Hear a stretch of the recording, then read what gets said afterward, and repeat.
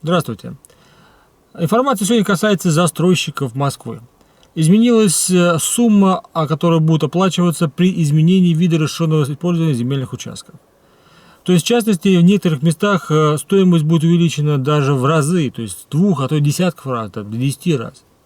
Это объясняется тем, что, с одной стороны, московские власти хотят пополнить бюджет. То есть, если вы строите жилье в пределах третьего транспортного кольца, то изменение вида разрешенного использования будет стоить существенно. Но при этом есть определенный нюанс. Если вы строите за пределами третьего транспортного кольца, и у вас есть в ваших объектах есть такие места, как места приложения труда, то вы вправе рассчитывать на определенные льготы. С одной стороны, это хорошо, но с другой стороны, имеет свои нюансы.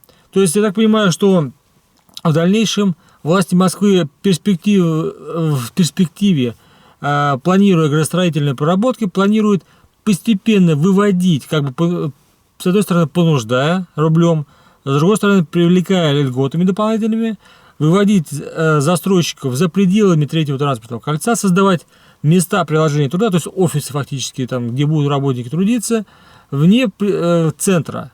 Тем самым разгружая центр от пробок. Посмотрим, что от этого получится. Но в целом идея неплохая, так как, с одной стороны, город будет получать дополнительные денежные средства, а с другой стороны, постепенно будет проходить разгрузка офисов, которые находятся в центре Москвы. По крайней мере, новые там не будут строиться. Либо будут строиться, но на других условиях финансовых.